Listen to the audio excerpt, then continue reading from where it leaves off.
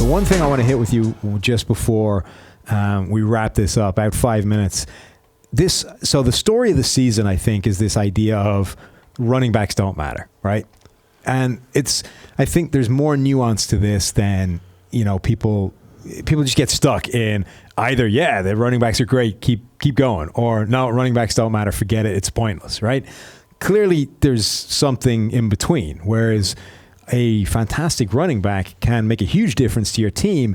It's just that they're like one of the least important elements in terms of determining their own production behind the offensive line, behind, all this other stuff. Yeah, I think that's well said. I mean, so we wrote an article on Pro Football Focus about this, and basically the idea is that, and this is where I think things get confusing, because what a running back does, I don't think there's anything prettier on the football field. Like when Eric Dickerson would drop his head back and sprint for 80 yards, Robert Smith, when we were growing up watching the Vikings, nothing prettier than that.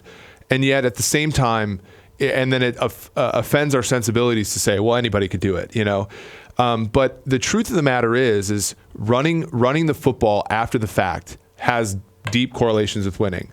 How the running back does after the fact, deep correlation with how a team does. But predictively, to look and say, okay, I know that this running back in this system is going to do this, it's not as good. And that's really, when you want to analyze football, when you want to build teams, that's what you should look at. Not that Adrian Peterson was brilliant for the Vikings.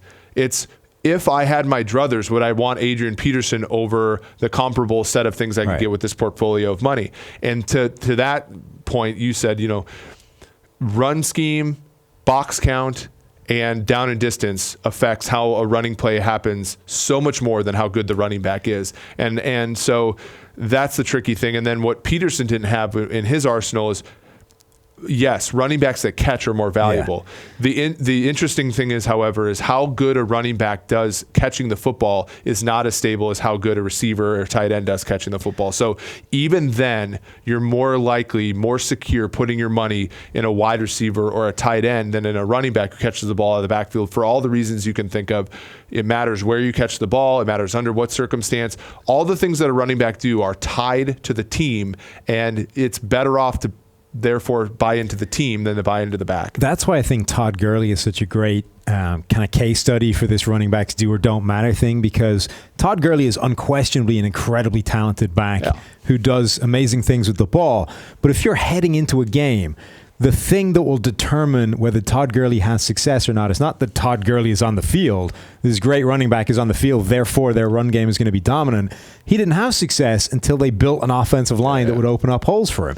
He didn't have success until they had a scheme that was generating easy box counts for him. Yep. When he was with Jeff Fisher's scheme and a crappy offensive line in front of him, Todd Gurley looked like crap. He was the same guy. It's not like he was a bad player then.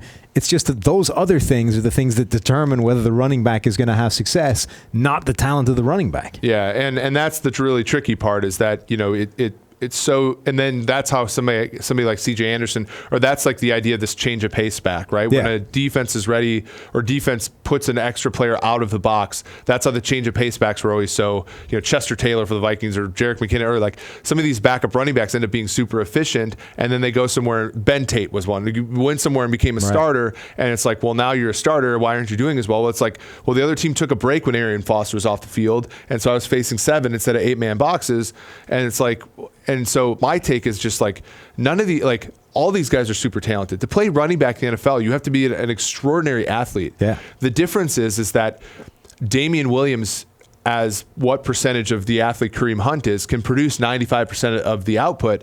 You can't say the same thing about QBs, as we were talking about repeatedly. And you can't say the same thing about wide receivers, edge players, cornerbacks. And that's really the genesis of this idea that running backs don't matter. It's not that they're not talented or we don't appreciate their beauty and their grace playing football. It's that it's replaceable. And unfortunately, that's the truth. It's just understanding the driving force behind what's actually making them successful. And most of the time, it isn't the running back himself. Yeah. Sure, you can find examples of it where, Derrick Henry busts 5 tackles against the Jags defense and goes 90 yards that he had no business going.